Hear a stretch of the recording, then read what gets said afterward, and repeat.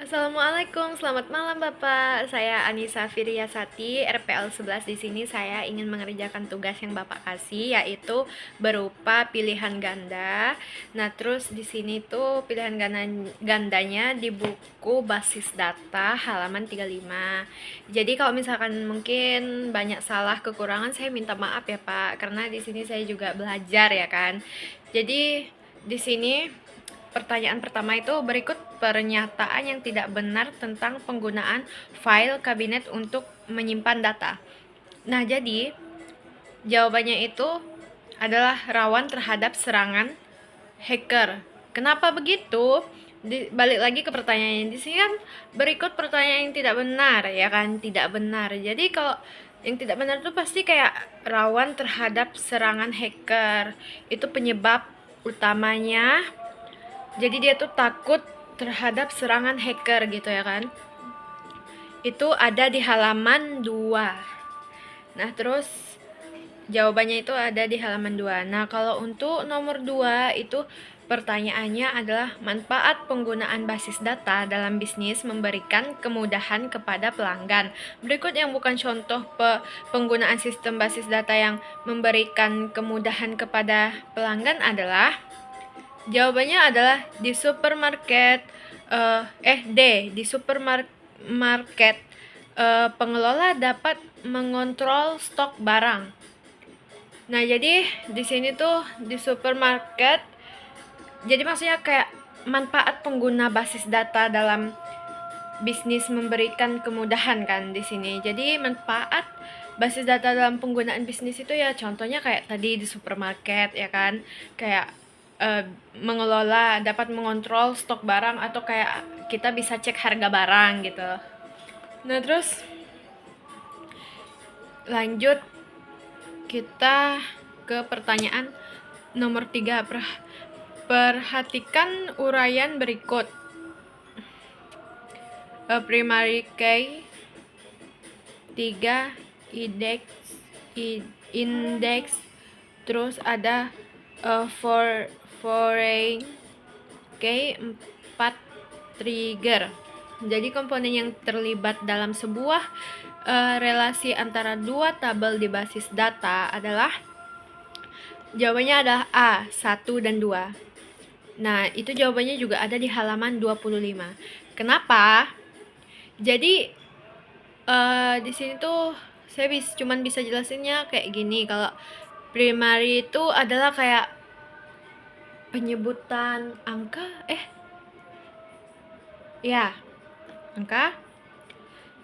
Oke, kita lanjut ke nomor 4. Di sini tuh pertanyaan nomor 4 adalah berikut yang bukan merupakan dampak penerapan konsep basis data relasional, yaitu jawabannya adalah D.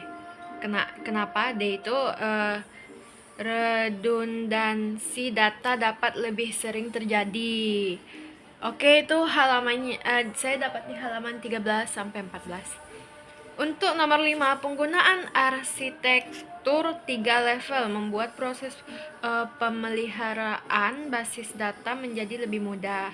Pernyataan yang kurang tepat tentang arsitektur 3 level adalah D. Sesuai diguna untuk basis data flat, file, dan relasional. Oke, lanjut ke nomor 6.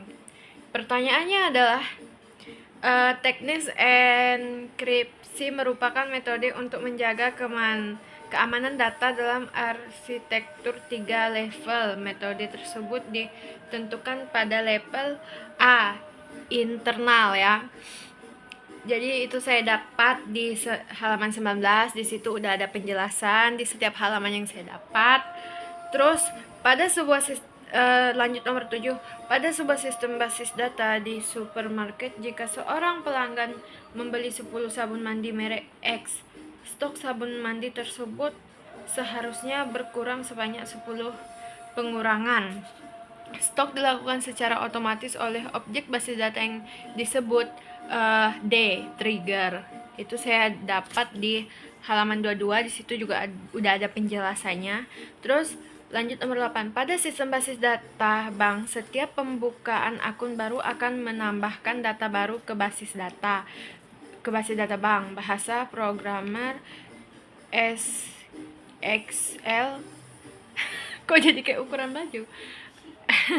SQL yang digunakan untuk menambahkan data baru tersebut disebut DBA. Itu ada di halaman 21 penjelasannya.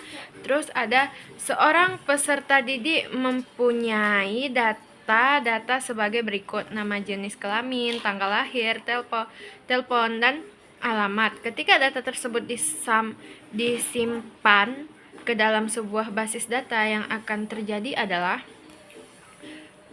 D. Tanggal lahir akan menjadi primary key. Nah, itu saya dapat di halaman 27. Di situ juga udah ada penjelasannya. Terus lanjut nomor 10. Sebuah DBMS mempunyai banyak kemampuan. Salah satu kemampuan DBMS adalah mencegah agar seorang pengguna melakukan perubahan data sebelum pengguna lain menyelesaikan transaksinya. Itu tersebut berhubungan dengan C.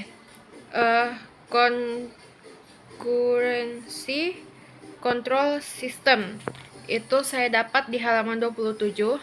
Di situ juga udah ada penjelasannya. Lanjut nih, saya mau kerjain tugas yang esai kan. Tadi kan pilihan ganda dari nomor 1 sampai nomor 10. Yang saya dapat jawabannya itu dari buku. Jadi sekarang saya mau jawab esai ya. Jadi esai ini, mengapa pengguna basis data nomor pertama ya, mengapa pengguna basis data relasional lebih baik daripada flat file? Jelaskan. Di halaman 13 ini penjelasannya adalah pengguna basis data relasional lebih baik karena mengurangi redundasi data. Jadi data tidak perlu ditulis berulang-ulang. Terus kayak meningkatkan konsisten dan integritas data, mendukung pengambilan data yang kompleks melalui query SQL, keamanan dan pembatasan akses lebih baik, dan pemeliharaan data lebih mudah dibanding flat file. Oke, lanjut kita ke apa? Ini saya lihat bukunya dulu. Lanjut kita ke soal nomor 2. Jelaskan perbedaan antara level eksternal dan konseptual dalam arsitektur 3 level. Jadi di situ saya dapat jawabannya dari halaman 12. Di situ juga udah ada penjelasan. Jadi level eksternal menampilkan bagaimana data terlihat oleh pengguna. Setiap pengguna bisa memiliki pandangan berbeda atas data subskema. Nah, terus level konseptual menyajikan struktur logis seluruh basis data untuk semua pengguna. Ini mencakup entitas, hubungan data, batasan. Terus lanjut kita ke nomor 3. Jelaskan kemampuan yang dimiliki oleh sebuah DBMS yang berhubungan dengan keamanan dan integritas data. Jadi di sini tuh saya udah dapat jawabannya di halaman 29 sampai 50 ya. 29 sampai 30 ya. Jadi di situ tuh ada DBMS memiliki kemampuan seperti autentikasi pengguna untuk memastikan hanya pengguna yang berwenang yang dapat mengakses data. Pengendalian akses untuk membatasi hak baca tulis berdasarkan peran. Enkripsi data untuk menjaga keamanan saat data ditransfer atau disimpan. Terus konsistensi data melalui aturan dan constraint untuk menjaga integritas data. Oke, lanjut nomor 4. Jelaskan beberapa penggunaan sistem basis data dalam organisasi dan cara sistem tersebut memberikan kemudahan kepada pelanggan organisasi. Jadi di sini saya udah dapat di buku di halaman 3. Saya udah dapat penjelasannya. Jadi contoh pengguna itu sistem informasi pelanggan CRM, sistem keuangan dan akuntansi, manajemen persediaan dan gudang, sistem informasi akademik di sekolah, kemudahan bagi pelanggan, akses cepat terhadap informasi, pelayanan yang lebih cepat dan akurat, riwayat data pelanggan tersimpan otomatis, personalisasi layanan berdasarkan data. Oke, lanjut nomor 5. Apa yang dimaksud dengan istilah record, sel, kolom, dan baris? Jelaskan. Di sini saya udah dapat jawabannya di halaman 10. Di sini itu jawabannya adalah record, sekumpulan data dalam suatu baris yang mewakili satu entitas data lengkap, misalnya satu siswa. Terus sel, unit terkecil dari tabel pertemuan antara kolom dan baris. Kolom file menunjukkan jenis data, misal nama, NIM, alamat. Terus baris row menunjukkan satu entry data lengkap satu record. Terus oke, udah selesai nih pilihan ganda sama esainya. Jadi kurang lebihnya saya mohon maaf karena saya juga di sini belajar gitu. Jadi dari tadi saya juga lihat-lihat buku terus karena ya saya emang nggak hafal, nggak mampu juga buat hafalin semua itu. Tapi tadi saya ada pahami gitu. Jadi oke, terima kasih, sekian dari saya hari ini. Maaf jika ada salah kata atau kayak kurang tepat penyampaian dari saya. Saya akhiri. Wassalamualaikum warahmatullahi wabarakatuh. Bye bye Pak.